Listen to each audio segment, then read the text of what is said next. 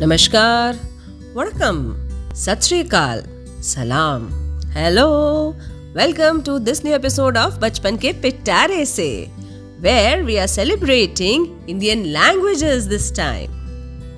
भारतीय भाषाओं के इस उत्सव में आपका हार्दिक स्वागत है और हमारे साथ भारतीय भाषाओं के इस उत्सव को मनाने के लिए आज जुड़ रही हैं जयपुर से शिल्पा मेहता जी। शिल्पा जी ने इससे पहले भी हमें सपोर्ट किया है हमारे इनिशिएटिव #FlyingColors में, जहां पर उन्होंने खुद की लिखी हुई एक बहुत खूबसूरत कहानी सुनाई थी, एक गिलास पानी। अब ज्यादा समय ना लेते हुए मैं उन्हें वेलकम करती हूँ। Welcome Shilpa ji, welcome again and it's so nice to see you again at बचपन के पिटारे से। बहुत बहुत धन्यवाद दीपा जी, मुझे फिर से इस मंच पर आमंत्रित करने के लिए। थैंक यू शिल्पा जी, इस बार भी बचपन के पिटारे से पे आने के लिए थैंक यू सो मच। तो आपसे कहानी सुनने के पहले हम ये जानना चाहते हैं, आप कहानियों से कब, कहाँ, कैसे और क्यों जुड़ी? बेसिकली अपने बारे में जरा हमारे ऑडियंसेस को प्लीज बताइए। तो मैं बताना चाहूंगी कि बचपन से ही मुझे पढ़ने और लिखने का बहुत शौक रहा है। हमेशा अपने आप को किताबों से घिरा पाया, शब्दों को छोटी कहानियों की शक्ल देती थी, लेकिन वो शब्द किसी डायरी में ही गुम रहते थे। फिर जब अभी लॉकडाउन हुआ तो मैंने बहुत सारे मंचों पर लिखना शुरू किया, बहुत अप्रिसिएशन मिला। मेरी लिखी हुई हिंदी और इंग्लिश की स्टोरीज कई एंथोलॉजीज में पब्लिश हुई और फिर मैंने अपनी लिखी हुई कहानी एक ऑनलाइन प्लेटफॉर्म पर सुनाई और बस यहां से इस राइटर की जो जर्नी है वो शुरू हो गई एज अ स्टोरी टेलर।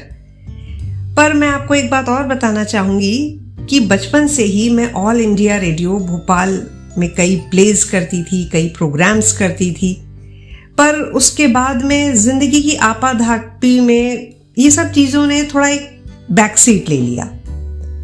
लेकिन जब लॉकडाउन हुआ तो जैसा मैंने आपको बताया, मेरा लिखने का सफ़र शुरू हुआ और उसके साथ साथ ही शुरू हुआ स्टोरी टेलिंग का भी सिलसिला। और बस उसके बाद ऑनलाइन स्टोरी टेलिंग फेस्टिवल्स, कई इवेंट्स जैसे literary events, open mics online और उसके साथ साथ मेरे अपने शहर जयपुर में। तो बस यहीं से ही मेरी स्टोरी टेलिंग की जर्नी शुरू हुई। तो मैं बस यही कहना चाहूँगी कि कहानी मेरी पहचान बन जाना, मेरे लिखे हुए शब्दों तुम दिल के तारों को छू जाना। आई एम श्योर शिल्पा जी, कहानी आपकी पहचान है और वाकई में आपके लिखे हुए लफ्ज, आपके लिखे हुए शब्द हमारे दिल के तारों को छू जाते हैं। क्योंकि मैंने आपकी कई कहानियां सुनी हुई हैं जो आपने लिखी हैं और आपने इंस्टाग्राम पे पोस्ट की हैं, तो मुझे सच में बहुत पसंद है। और आइए आज के एपिसोड में आप हमें कौन सी कहानी सुनाने वाली हैं और किस भाषा में सुनाने वाली हैं? Over to you. I am sure Shilpa ji, कहानी आपकी पहचान है और वाकई में आपके लिखे हुए लफ्ज, आपके लिखे हुए शब्द हमारे दिल के तारों को छू जाते हैं। क्योंकि मैंने आपकी कई कहानियां सुनी हुई हैं जो आपने लिखी हैं और आपने इंस्टाग्राम पे पोस्ट की हैं, तो मुझे सच में बहुत पसंद है। और आइए आज के एपिसोड में आप हमें कौन सी कहानी सुनाने वाली हैं और किस भाषा में सुनाने वाली हैं? Over to you. और आज मैं आपके लिए लाई हूँ रंगीलो राजस्थान से राजस्थानी में एक कहानी जिसका नाम है जमींदार और ब्रह्मरक्षक। आशा करती हूँ कि आपको ये कहानी पसंद आएगी। तो ये कहानी है जमींदार और ब्रह्मरक्षक। बहुत समय पहले की बात है। एक गांव में एक जमींदार खुदरी लुगाई यानी अपनी पत्नी और टाबरों यानी अपने बच्चों के साथ रहो थो। बी के पास भगवान को दियो सब कुछ थो, खेत, जमीन, पैसा, सब कुछ थो। पर एक समस्या थी, वो कोई काम नहीं करो हो। अरे उसकी लुगाई भी वाने समझा समझा के थक गई कि खुद रो काम खुद करो, ये इतनी खेती बाड़ी है, खेत पर जाओ, थोड़ा सा काम करो। पर वह तो कोई काम ना करो हो। इसके कारण वह की लुगाई उसके आलस से घनी परेशान थी। अब एक दिन की बात है, एक साधु उस जमींदार के घर आए और जमींदार ने उस साधु का घणो आदर सत्कार करो। साधु जमींदार के आदर सत्कार से घणो खुश हो गयो और बोलियो, मैं थारे आदर सत्कार से घणो खुश हूं, कोई वरदान मांगो। तो वो जमींदार बोला कि हे साधु महाराज, मन्ने कोई ऐसा आदमी दे दो जो महाराज सगलो काम कर दे। साधु बोलो, ठीक है, ऐसा ही होएगो, पर ध्यान रहे कि थारे कने इतना काम रहे कि वो 1 मिनट भी खाली ना बैठ सके। साधु बाबा चले गए और थोड़ी ही देर में एक बड़ा सा ब्रह्म रक्षक उस जमींदार के सामने आ गया और बोला, मालिक, मैं थारो नौकर हूं, अब थे माने जल्दी से कोई काम दो, और अगर थाने मेरे को कोई काम नहीं दियो तो मैं थाने खा जाऊंगा। अब जमींदार ने सोचा कि इसको सबसे पहले तो जाकर मैं अपनी खेतों की जुताई करवा देता हूं। तो उसने बोला कि जा रे, मारे जितने खेत हैं वह की जुताई कर दे। अब जमींदार ने सोचा, अरे मेरे इतने सारे खेत हैं, इसको तो बहुत दिन लग जाएंगे। लेकिन ये क्या, थोड़ी देर में वो ब्रह्म रक्षक वापस आ गया और बोलो, मालिक, सगलो काम हो गयो, माने और काम दो, नहीं तो मैं थाने खा जाऊंगा। अब जमींदार बोलो कि ऐसा कर कि थाने खेतों की जुताई तो कर दी, अब जाकर वहां पर धान, चावल, मक्का और भी बहुत सी चीजें हैं, जाके सबकी बुआई कर दे। फिर उसने सोचा कि अब इसको खेतों में बुआई करने में तो बहुत टाइम लगेगा, तब तक मैं थोड़ा आराम कर ले वो हूं। लेकिन ये क्या, थोड़ी देर बाद वो ब्रह्म रक्षक वापस आ गया और बोला, मालिक, सगलो काम हो गयो, अब थे मने और काम दो, नहीं तो मैं तन्ने खा जाऊंगा। अब जमींदार बोला, ऐसा कर, जाकर 4 कुएं खोद दे, अच्छे गहरे कुएं खोद दो, जा। ब्रह्मरक्षक चला गया कुएं खोदने। लेकिन यहां वो जमींदार परेशान हो गया कि भाई ये ब्रह्मरक्षक तो फटाफट से काम कर रहा है, और अगर अब मैंने उसे कोई काम नहीं दिया तो वो तो मुझे खा जाएगा। अब उसे परेशान देखकर वाकी लुगाई बोली, क्या हो गयो जी, काहे परेशानी है? तो जमींदार ने उसको सारी बात बताई। तो वारी लुगाई बोली कि थे परेशान ना हो, अब जब वो आवे तो वाने मारे कने भेज दियो, मैं उसे काम दे दूंगी। ठीक है। अब ब्रह्मरक्षक आ गया, मालिक, मैंने 4 कुएं खोद दिए, माने और काम दो, नहीं तो मैं थाने खा जाऊंगा। हाँ, बता रहा हूं, थे जा और जा रे मारी लुगाई से मिल ले, वह थाने एक काम दे देगी।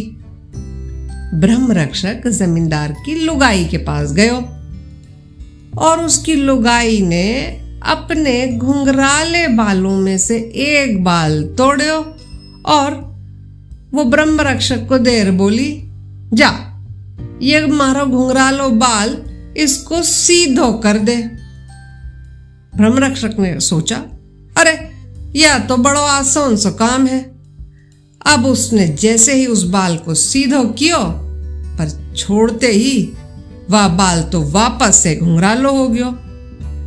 ब्रह्मरक्षक कोशिश करते रहो, जैसे ही बाल को खींचे वो सीधा हो जाए, पर छोड़ते ही वो वापस घुंघरालो हो जाए।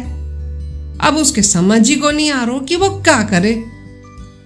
फिर वाने ध्यान आयो कि जो सुनार है वो सोने के तार को सीधा करने रे वास्ते उसे हल्की सी आग पे रखे है। तो बस उस ब्रह्म रक्षक ने भी आग जलाई और वह बाल को सीधो करने के लाने उस आग पे रख दियो। हाय हाय, लेकिन ये क्या हो गयो, वो बाल तो सर सर सर सर करके जल गयो। यह देखकर वो ब्रह्म रक्षक तो एकदम घबरा गयो कि ये क्या हो गयो, अब मैं क्या करूं, कैसे उस जमींदार और जमींदारी लुगाई रो अपनी शक्ल दिखाऊं। ओह, अच्छो होगो जो मैं यहां से चुपचाप भाग लूं। और बस ये सोचकर वो ब्रह्म रक्षक फट से वहां से निकल गया। शाम हो गई, रात हो गई, पर ब्रह्म रक्षक अभी तक वापस नहीं आयो। तो जमींदार की पत्नी उससे बोली, अब थे चिंता ना करो, वो ब्रह्म रक्षक तो भाग गयो होगो। कैसे? ये थाने काई करो, बस मैं भी बहुत ही होशियार हूं। लेकिन अब थाने एक बात तो समझ आई गई होगी कि आलस बहुत ही बुरी बात है। और जमींदार ने तौबा कर ली कि ना बाबा ना, अब मैं कभी आलस ना करूं और कल से ही अपने खेतों पे जाऊंगा और सारे खेतों रो ध्यान रखूंगा।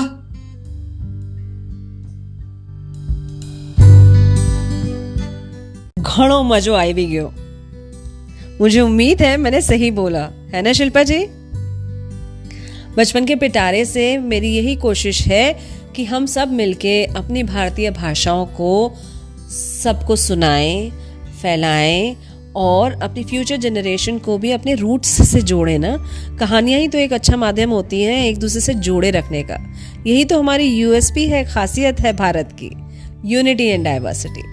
Thank you so much Shilpa ji, इतनी प्यारी सुंदर कहानी सुनाने के लिए राजस्थानी में। और जाने से पहले प्लीज़ अपने सोशल मीडिया हैंडल्स के बारे में हमारे ऑडियंस को बताइए कि हम आपको और आपके काम को कब, कहाँ, कैसे फॉलो कर सकते हैं। तो अगर आपको किसी पैशनेट स्टोरी टेलर की तलाश है, किसी इवेंट के लिए या किसी रीड अलाउड सेशन के लिए, स्टोरी नरेशन के लिए, वर्कशॉप के लिए और तो और अगर किसी बर्थडे पार्टी के लिए, तो आप मुझे कांटेक्ट कर सकते हैं। मेरा ईमेल आईडी है shilpastoryrack@gmail.com और आप मेरा वर्क जो है वो फॉलो कर सकते हैं मेरे सोशल मीडिया हैंडल पर। इंस्टाग्राम पर भी मैं हूँ शिल्पा स्टोरी रैक के नाम से। फेसबुक पर भी आप मुझे ढूंढ सकते हैं शिल्पा स्टोरी रैक के नाम से। और मेरा अपना यूट्यूब चैनल है शिल्पा स्टोरी रैक, जिस पर हर हफ्ते आप सुनेंगे एक नई कहानी। और कहानियां न सिर्फ बच्चों के लिए बल्कि बड़ों के लिए भी। तो मेरे चैनल को फॉलो कीजिए, शेयर कीजिए और सब्सक्राइब कीजिए। तो आपने सुना शिल्पा मेहता जी को, उनकी इतनी बढ़िया राजस्थानी कहानी ब्रह्म रक्षक और जमींदार को। और इसी तरह से हम जल्द ही अगले एपिसोड में आपसे मिलेंगे एक नई कहानी के साथ, नए कहानीकार के साथ। आपको ये एपिसोड कितना अच्छा लगा, आप और कौन कौन सी भाषाओं में कहानियाँ सुनना चाहते हैं, हमें कमेंट करके ज़रूर बताइए। और अगर आप हमें स्पॉटिफाई पर सुन रहे हैं तो वॉइस मैसेज भी आप भेज सकते हैं। आप हमें इंस्टाग्राम और फेसबुक पेज पर लाइक, कमेंट या शेयर करके भी बता सकते हैं। यदि आप इस सीरीज़ का हिस्सा बनना चाहते हैं तो आप ईमेल कर सकते हैं मुझे बचपन के पिटारे से bkps@gmail.com पर। ये सारी डिटेल्स आपको एपिसोड के डिस्क्रिप्शन में भी मिलेंगे।